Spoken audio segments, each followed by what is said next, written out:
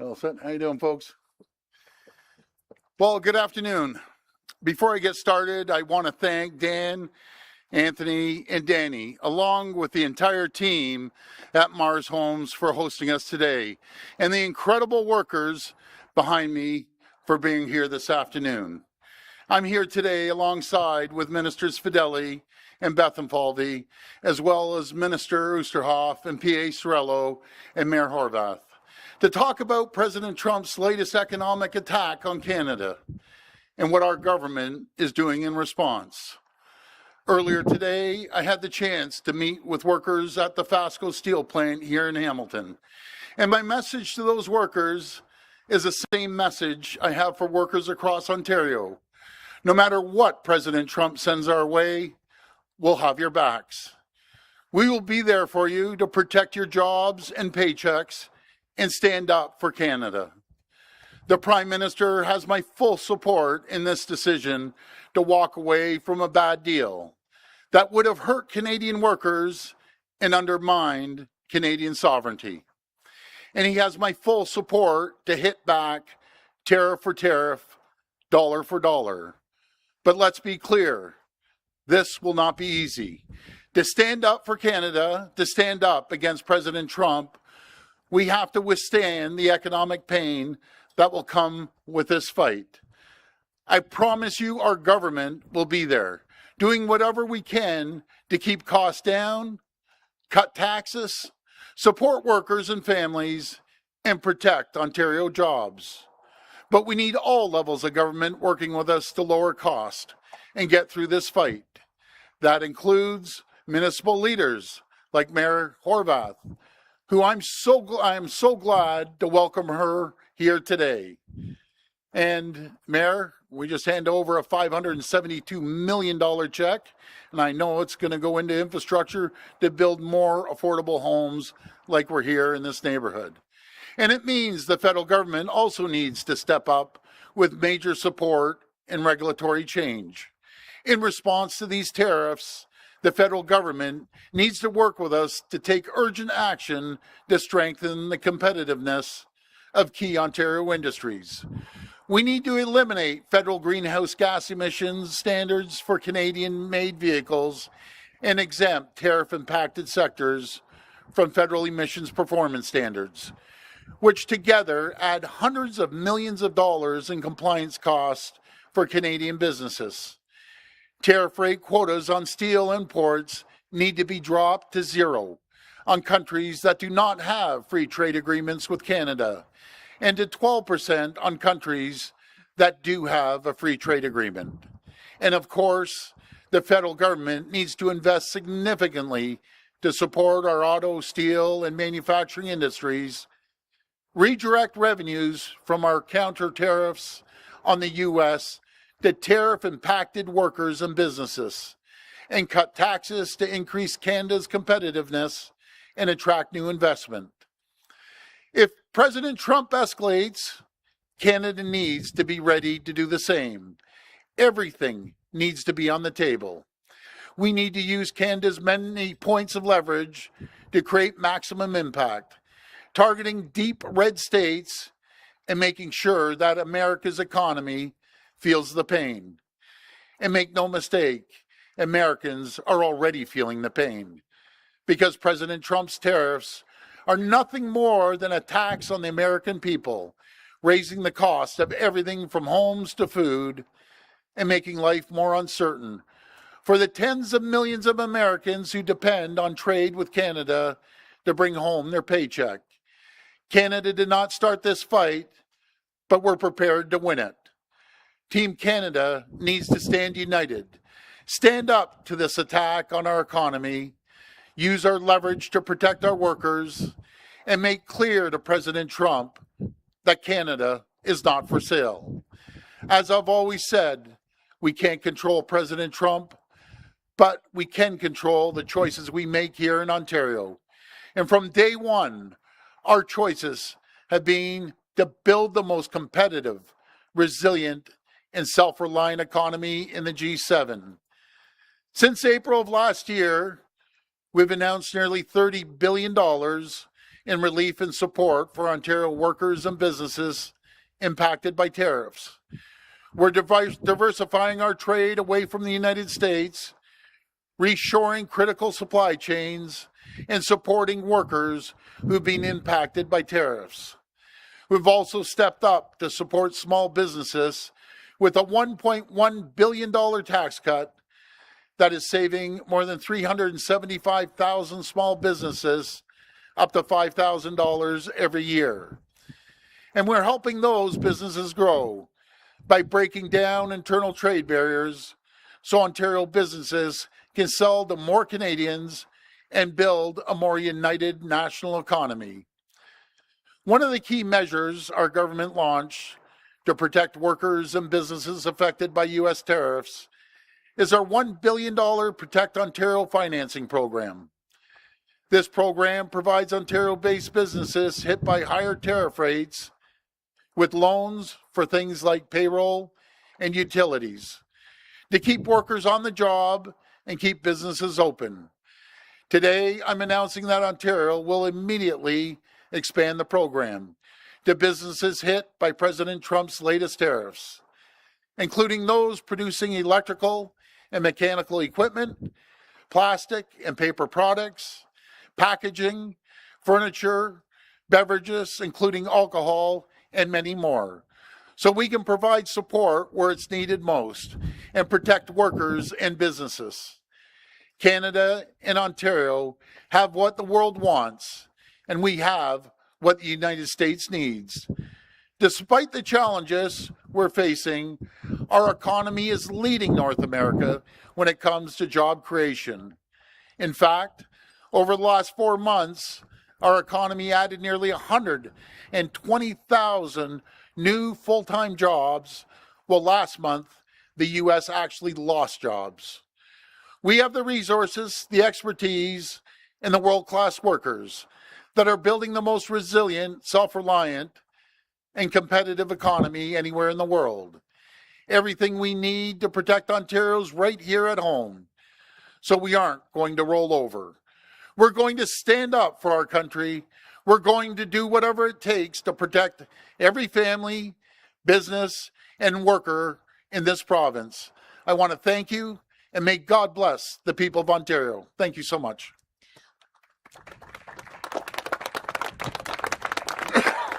We will now take questions from the media. Media present can line up and ask their question through the microphone. As a friendly reminder, the format is one question and one follow-up. Please state your name and your outlet before your question. First question. Good afternoon, Premier Mark McAllister from City News. Hi, Mark. You had called on the federal government to do quite a bit in that speech. At the same time, you have the opportunity to do something as a province. You've mentioned cutting off electricity, for example, in the past. There's the opportunity to cut off critical minerals. You've mentioned those things. What can we expect specifically from the province? And have you spoken with the Prime Minister about those things? Well, Mark, I'll answer the first question. I was speaking to him as I was pulling up, and that's why I was a little delayed. I spoke to the Prime Minister a few minutes ago. We're all part of Team Canada, and we're going to have further discussions. We're putting teams together across Canada to make sure we're all on the same page. As for the electricity, everything's on the table. Critical minerals, everything's on the table. But I can't do this alone, folks. I need every premier playing on Team Canada. And I'm confident that every single premier will be part of Team Canada. You also you've announced the expansion of one of the measures that you had already implemented to help businesses and individuals. I'm just curious, among those different programs that you had already implemented, what kind of effectiveness you've had to this point? Because there doesn't seem to be a whole lot coming back in terms of information to us in terms of how effective things have been over the last year or so. Well, thanks for that question, Mark. You know, I think it's been very effective. Ontario led North America in job creation last month with 52,000 jobs. And that's during uncertain times. Even when we have certain times, those are record numbers. Over the last 4 months, we've created another 120,000 jobs, attracting investment from all over the world. well over $230 billion. And I want to give a shout out to Minister Vic Fedeli that travels around the world. He sends me a message every single day, 365 days a year, about companies investing billions, hundreds of millions, tens of millions, and even millions, even the small businesses. So we have to create the climate and the conditions to attract new investment here, which we have over the last 8 years. And an additional million people are working today than they were in 2018. We are leaders when it comes to nuclear, small modular reactors. We're leading the G7, large-scale nuclear that we're building, which everyone needs, including our neighbors south of the border, want our energy.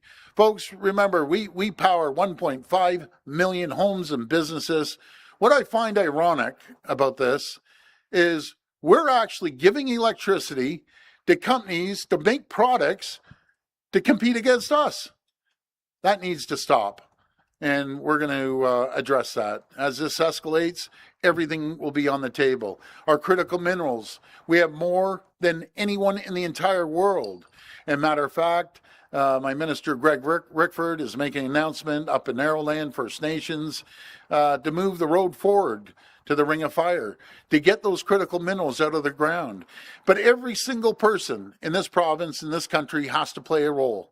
When you go out shopping, look for Made Ontario, Made in Canada, or Made somewhere else in the world. Do your very best. And I know it's easy to say, but do your very best to look at the labels. And I know it's not always possible, but the people, the consumers, play a massive role. Let's put pressure on the Walmarts. Let's put pressure on the Loblaws, the Sobeys, the Metros. I'm naming the big retailers to buy Ontario products from Ontario. That's my recommendation, and I'm confident that everyone will follow suit. And that goes for the 444 municipalities. Make sure your procurement buys Ontario goods. And that goes for other companies too. No matter if it's the meters that they measure electricity. I'm calling out Electra. Make sure it's not American. Make sure it's Ontario or Canadian, because I keep hearing rumors that we're going to spend hundreds of millions down in the U.S. That cannot happen. And that's just one company out of many. But we need a Team Canada approach. Hi, Premier Rob Ferguson, Toronto Star. Hi, Rob. Hi there. Just wondering, since you've talked to the Prime Minister shortly before getting here, what did you talk about the 25% electricity surtax, bringing that back? Did you talk about bringing the Reagan ad, and bringing it back? And if so, what did he say? Well, I did talk about playing a Team Canada approach, making sure that no matter if it's our electricity that we ship down there, but many other provinces' electricity and other areas that we can really put pain on the U.S., no matter if it's the oil or if it's potash or if it's uranium, any of those. I am going to have a call with Danielle Smith at the end of the day here, or 4 o'clock roughly, have a discussion and get her opinion on what we need to do to protect Canadian workers. So it has to be a Team Canada approach. Everyone has to be singing off the same song sheet, and there can't be any detractors, because I know that every single Canadian wants to protect our sovereignty, wants to protect jobs in their communities. So we're going to work collectively together.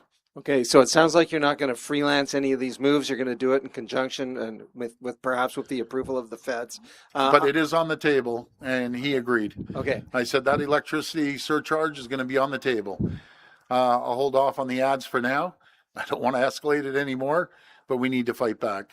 Okay, I was just wondering, you sound a little more subdued than you did this morning on the radio when you said Donald Trump could kiss your ass. Did the Prime Minister tell you to ask you to tone it down a bit? No, he didn't. I'm not going to comment, but he wasn't against that. And I have a lot of real estate on my ass, so he has a lot of room to kiss my ass. So Well done. I just do. I'm a big dude. What can I say?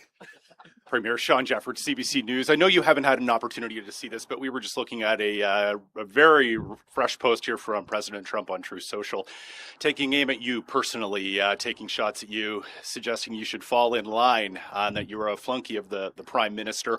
Do you want to respond to these shots? What would you say to the president? No, I don't respond to a dictator like President Trump. bully like President Trump. As I said before, he's the type of guy in school that would take your lunch money one day, take your toque off your head the next day, and then steal your running shoes. But I'm not going to take any advice off a guy that's the king of bankruptcies. And he's actually tariffing his own people, taxing his own people. And I'm going to make sure I communicate through the U.S. media. I'm going to be reaching out to every single governor, every single senator, and every single congressperson. And when it comes to the midterms, I have a message to the Americans. Don't vote in a person that's going to kill your jobs. He ran on creating more jobs. Last time I checked, jobs went down in the U.S. and Ontario created more jobs. He ran on reducing the cost of living. Last time I checked, food's more expensive down there. Homes are more expensive. And the reason homes are more expensive because he has a tariff on our lumber, which 33% of all homes that are built in the U.S. use Canadian lumber. So I'm not going to take lessons off President Trump. He's the last guy that I would take any lessons off. And it's about Team Canada. We'll see how this goes, but he wants to put pain on Canadians. We'll leverage every bit of pain we possibly can on Americans. And you know what I feel bad for? I've always said I love the American people. I still stand by that statement because there's a lot of people in the U.S. that are calling me saying, way to go, keep going. You know, your own people, President Trump, don't even like you. And they're going to speak loud and clear when it comes to the midterms. And if I was allowed to, I'd be down there door knocking. Premier, you mentioned a number of times today that tariffs are a tax on Americans. If that principle stands, and I'm sure it does here in Canada as well, you know, how do you impose retaliatory tariffs without impacting Canadian spending here? That's good point. It is going to hurt. That's the cost of war. We have two choices, folks. We either roll over and he dismantles Canada and he says 51st state. We'll never be the 51st state. We'll do whatever it takes to protect our sovereignty. We're proud Canadians. And I'll tell you one thing, you know, we'll wait it out for 2 years. We'll wait it out for 2 years, even if he lasts 2 years, but we'll wait it out. And hopefully they'll come to their senses when they see the pain he's putting on the American people. And we have to focus on the red states. And folks, I know up here, red is liberal, blue is conservative. It's opposite down there, just to explain to the people. The red states are Republican, blue are Democrat, but the red states, we're going to hit hard. Hi, Premier. Siobhan Morris, CTV News. Hi, Siobhan. I just wanted to sort of figure out your thinking about how you thread this needle with the president taking very specific aim at you in deeply personal ways. Good. Well, also, why is that good? Well, good. He can, you know, something. I've been in this game a lot longer than he has. I got skin on me like an alligator. And you think an insult from him hurts me? Well, bring it on, buddy. I'm ready. Bring it on. You know something? I've dealt with guys like you my whole life. And guess what? You all become losers because you're a loser. Are you worried when you hit back that way that you are making Ontarians and Canadians vulnerable because he is such an unpredictable figure? We have two choices, Siobhan. We either roll back and let him take over our country, watch the steel sector bleed out, watch the auto sector bleed out, the auto part manufacturers bleed out, all the manufacturers bleed out. That's his game. But we aren't going to play his game. We're not playing his game. Folks, we're an economic powerhouse. Make no mistake about it. He says he doesn't need Canada.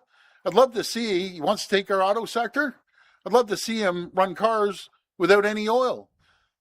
I'd love to see, you know, him try to grow vegetables and fruit and everything without the potash. I'd like to see when we have our critical minerals. Matter of fact, high-grade nickel, that 65% comes from Ontario for their military, for their manufacturing. But that's not my message to the American people. My message to the American people, let's create Fortress North America. Let's make the pie larger. Let's create more opportunities and more jobs. We buy more autos, 400% more autos than anyone in the entire country, in the world.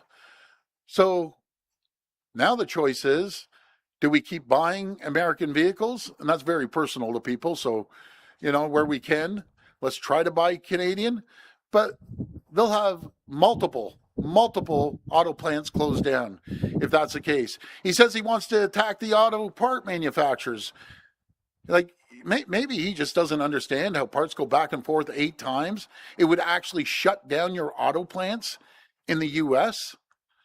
But we need to hear from the American people. We need to hear from the governors and the senators, which we have heard from northern governors, that this will hurt them. It's not going to help them.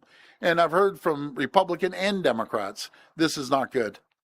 And you mentioned that everything remains on the table if things were to get worse. What would worse look like? Do you have a line in mind already? Well, if it gets really, really bad, I say everything's on the table. I cannot speak for other premiers, but a couple premiers have a lot of power to protect Canada, massive power. And I can't speak for them, but we need everyone to be on Team Canada and throw everything in the kitchen sink at them, no matter if it's electricity, if it's fuel, again, if it's potash or uranium. We need to have everything on the table, but we need a buy-in from coast to coast to coast. And we'll work together with the other premiers. I know the Prime Minister will, but we could put massive, massive pain on the U.S. President Trump underestimates us, and that's the biggest mistake, underestimating your opponent. Hi, Premier. Jeff Gray, Globe and Mail. I just wanted to go back into the events of the last few days. You mentioned on Saturday that you did not like the deal from the start. But can you clarify just when was it Friday that you told the Prime Minister no, I'm going to leave the booze ban in place? Well, right from Wednesday, I said it wasn't a good deal, but I'm always willing to be on Team Canada.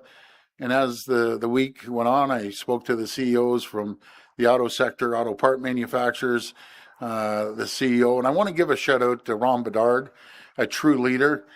He's the chair of all the steel manufacturers. He is a champion for Canada. He was up till midnight the other night, but I've never believed in this deal from day one. And I'm so glad that the Prime Minister, and I know there was other situations that happened, that he took our advice. Not just my advice when he talked to CEOs, be it Ron Bedard or auto manufacturers. He made the right call. You know, you have a little pain for long-term gain. And yeah, there's going to be a little bit of pain, but we're going to be there. The federal government's going to be there. The provincial government is going to be there to support companies, diversify our trade, lower cost of taxation and regulation, and make ourselves more competitive. I'm confident when my minister, Vic Fedeli, goes around the world and talks to companies, they look at Ontario as a safe haven, pro-business, cutting red tape, creating more opportunities for their companies to grow and thrive and prosper. And that's why we're fortunate enough to see 120,000 people employed, full-time jobs in the last 4 months. But Premier, was it advice, or did you say I'm not lifting the booze ban, so this deal is going to be is not going to happen? And did you make those things we talked about the other day, and you mentioned today, the environmental, the tailpipe issue, yes, and the industrial carbon tax? Did you make those preconditions for accepting any sort of deal? The day and the night, I did tell him I can't support it. I can't go to Dofasco and look a steelworker in the eyes, knowing that if we took this deal, he wouldn't have a job in a couple of years. I couldn't go to the auto part manufacturers and the auto companies and looking up the auto workers in the eyes and say, you aren't going to have a job in a couple of years. The total opposite. They're going to have jobs for long term in the steel industry. They're going to have long-term jobs in the auto sector. So I have to go with my conscience. I have to go with what I believe in protecting people. Matt Christie, the Hamilton Spectator. Hi, Matt. Hi. In light of the threatened new 50% tariff on steel, what measures is your government contemplating to protect steel workers in Hamilton and the Ontario steel industry? Well, we'll be there for anything they need. We're going to protect them through financial support, and we're going to be there for them to make sure that they're going to be competitive. But they're going to feel the pain too, because who is the number one customer for steel in the U.S.? Canada is. Ontario is. So they're going to feel the pain in the steel sector as well down there. But we're going to protect them. And the NDP is calling on you to immediately recall the legislature to pass emergency relief for Ontario workers. Do you plan to recall the legislature?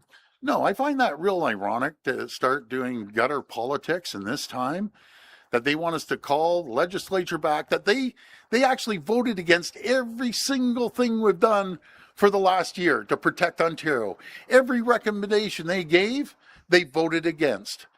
So I find it pretty hypocritical. We have a job to protect Ontario, protect communities, and protect companies. That's what I'm focused on, folks.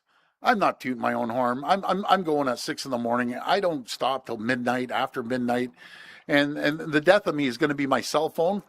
I get 1,000 messages a day. So my message to the people out there: I apologize if I can't get back to you right away. I do my very best. I return as many calls as possible. I love people that send me ideas, and I have certain groups.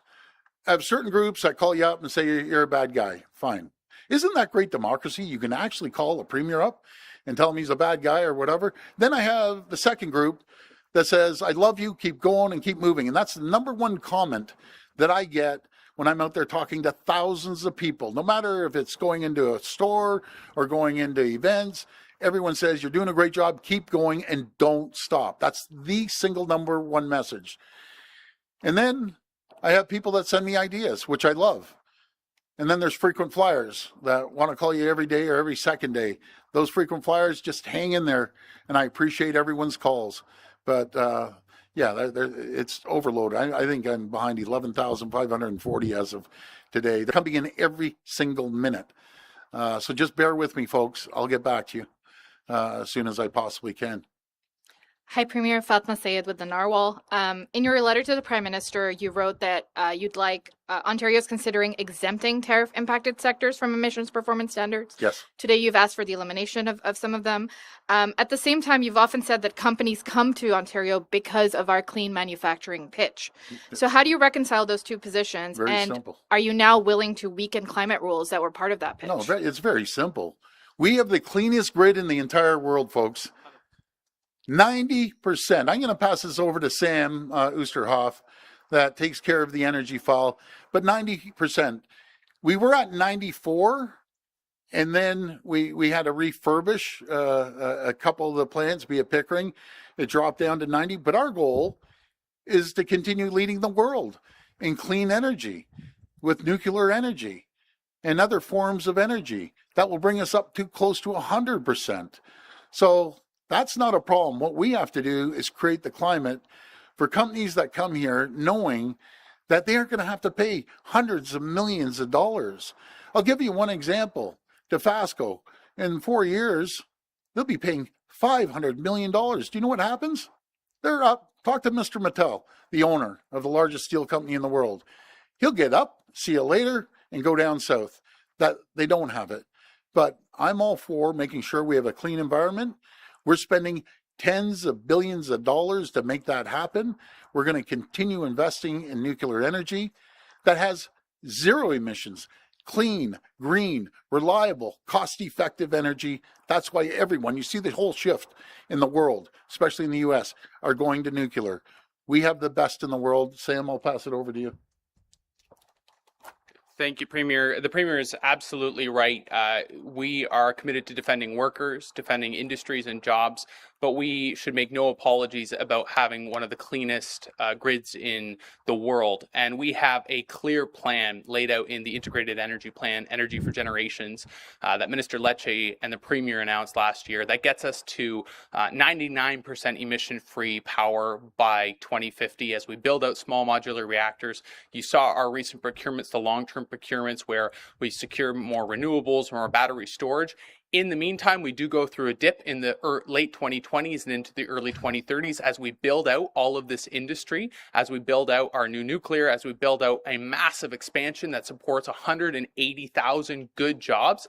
Be under no illusions. Those are jobs that are supported by Canadian content, Ontario content. We're going to double down on building out a clean, reliable source of power that we have in our nuclear sector, that we have in our renewable sector. But Minister Fedeli can tell you, Our plan to get to 99% emissions free by 2050 doesn't mean that we have to force businesses like ArcelorMittal Dofasco, like other producers. I'm going to be in Sarnia tomorrow with Minister Lecce, folks who are producing fertilizer in Sarnia, for example, to force them to pay billions and billions of dollars. It's really a premium on the cost of doing business if that's maintained, when we know how important it is to not only get to that net zero or that 99% plus zero emissions grid that we have, a plan to achieve. We don't need to tax workers, tax industry, and ultimately put more cost on the backs of those industries in the meantime. We can do it both. Okay, now I'm going to ask Minister Vic Fedeli to come up and talk about what people say to you when you're overseas about Ontario. Thank you very much. When I look at Minister Oosterhoff, it reminds me of the session that we had in Europe with a company called Young Bunzlauer. And thank you, Sam. And the importance of coming to Ontario for that clean energy, for the talent, the raw talent that we have, the skilled talent that we have, the 90,000 STEM grads that we produce every year. This is why these companies come. Sitting in front of a room in Switzerland with Roche, 150 managers from around the world assembled, listening to a pitch from Ontario, that we are a safe jurisdiction, we're reliable, we're dependable, and unlike the United States, we are predictable. And that's why we were able to land their latest large multi-hundred employee business here. These are the kinds of companies that we continue to bring. Last year, we landed $35 billion here in Ontario from 750 companies who alone hired 64,000 people. And for the companies here in Ontario, the same message goes for them. We always have this clean energy, talent, land, servicing, protection. The Protect Ontario Fund last year, the Ontario Together Trade Fund, $150 million protected 89 companies who then invested $1 billion of their own money here in Ontario, as the Premier said, in very uncertain times. 89 companies, 89 Ontario companies pivoted and began onshoring. Things they were having made in the States, they're now making themselves. That's going to be our success. Cans. Doing it. Cans. Tin cans. Premier was on us on day one. Why don't we make cans in Ontario? We went to France, met with a company called Massili. They're manufacturing their plant here in Ontario, in Brantford, right now. Sandvik, a company in Sweden. I wanted to say Finland, but it's Sweden. I'm getting them confused today, I can tell you. Company in Sweden, $85 million investing in a plant in Sudbury, Ontario. These are the kind of successes that we keep having, whether it's in South Korea or Japan or in Germany. These are the kinds of successes because Ontario, because Premier Ford, because our team has created the conditions for these businesses to be set up for success. Thank you. Sorry. No, that's all right. That's good. With all due respect, I appreciate the clean energy argument and the pitch that all the ministers just made. But this is about climate rules for industry. Your government has given hundreds of millions of public money to companies like Dofasco to help them decarbonize. And right now, we are in tough times, and the first thing you're calling for is an exemption or an elimination of the same standards that would incentivize companies like Dofasco to move towards cleaner production rules and fewer emissions. So how do you explain that to taxpayer money, taxpayers who have footed the bill for that green industrial strategy? I think we just explained that, but what we're focusing on is making sure that we survive. This is about survival right now, and we're going to do both. It's not either and, or it's and. We're going to lead the world in clean energy, and we're going to make it competitive for companies to come here and invest. It's as simple as that.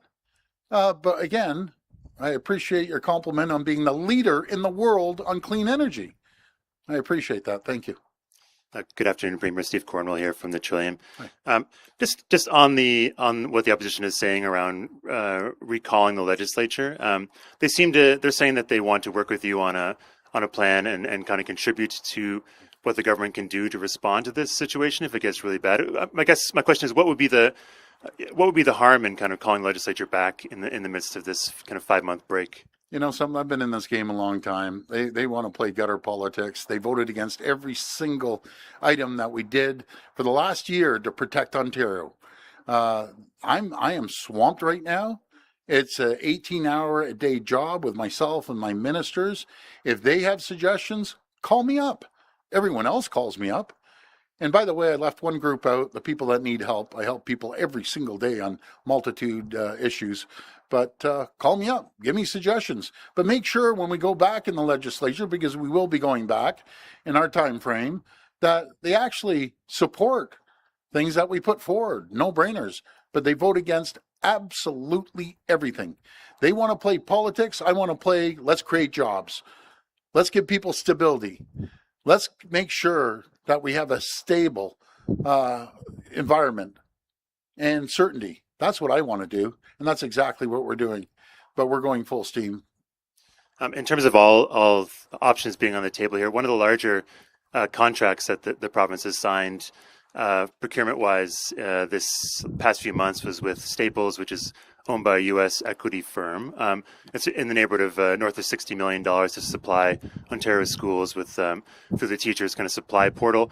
Is that a contract that at this stage you would consider reconsidering based on how this trade spat is working out with the U.S.? Not at all, because they employ thousands and thousands of people. It's like, say, don't buy a Ford car or General Motors car. They're American. No, I disagree. If you employ people here in Ontario, you're giving them a paycheck that can go back into the economy. And all the supplies, we'll do everything we can to buy Ontario. It's in the legislation. And we're going to continue doing that. So it's like saying, don't shop at Walmart. No, shop at Walmart. They employ hundreds of thousands of people. So I don't buy that argument whatsoever. Matter of fact, I want more companies from the U.S. to come up, set up shop here. I want companies from around the world to set up shop here. That's what I want. So any American company down there, come up and set up shop and create jobs. And what a great jurisdiction to set up shop in Ontario, the engine of Canada. Hey, good afternoon, Premier Manhamid with the Canadian Press. You just said 10 minutes ago that electricity going to the United States should stop. Can you expand on that? And is this a long-term goal for you or a short-term goal? I think we start off with a surcharge. If it escalates, we have to use every tool in our toolbox. We aren't the only one that sends the electricity down to the U.S. New Brunswick does, Quebec does, BC does, Manitoba does, just to name a few. So we need to get together, all together, and decide if we're going to put surcharges on the electricity. How can we let them take really inexpensive electricity to make goods to compete and take jobs from Canadians? You can't square that circle. So we'll use every tool in our toolbox. Then we'll see if President Trump says, do I need Canada? Watch how he does cartwheels and he shouts and screams when we put the surcharge on. Matter of fact, I can't wait. I cannot wait. Let's be clear. I don't like the guy. Simple. On that note, do you see a pathway to resolution of this current trade war? And I hope so. Is it realistic to see that happening soon? I hope so, because I bet if I took a poll down in the U.S., that poll would say, we don't want to attack our best customer, our largest customer, our closest friend, our closest ally that has fought shoulder to shoulder in wars against us, always supported us. And I believe that he'd get hammered on that poll. Matter of fact, we should do a poll down in the U.S., I think, just to send it out there. But, I don't believe the American people feel the same way, at least the ones I talk to, and I talk to thousands, feel the same way. So let's see what happens in the midterms. This will be the last reporter. Hi, Adam Atkinson, CHCH News. I just want to get your reaction to Trump's latest Truth Social post. Came down about 20 minutes ago. I wish I could do his voice, but I can't, so I'll just do it normal. Lots of bluster from Doug Ford, who is better known as the less charismatic, intelligent, and overall unimpressive brother of the late, great Rob Ford. So you guys aren't going to be best friends. Let's get your reaction to that. Well, I can go back and forth with Trump. You know, I'm just not gonna take the bait. This guy's a loser. He's going to be a loser, and simple as that. We're going to fight with everything we have. And you know something? I have more courage, more brains in my baby toe than he has in his whole body. So there you go. That concludes our media questions today. Well, folks, thank you so much. I want to thank everyone here. I want to thank the builders. I want to thank Mars Homes. I want to thank the mayor. She's a champion. You know, she's leading the whole province now. Did you know that, guys? 444 municipalities. She has cut down to 0 DCs. And congratulations, Mayor. Thank you. She's going to cut red tape like we are. We're still going to create more jobs than anywhere in North America. We're going to make sure we're prosperous, even with Donald Trump, the tyrant, coming after us. But isn't this great? He's going in 2 years, and he might even be going sooner if the Dems get their act together and win the midterms. So everyone down there, independents, Republicans and Democrat, kick this bully out of office. Thank you. God bless you. Thank you.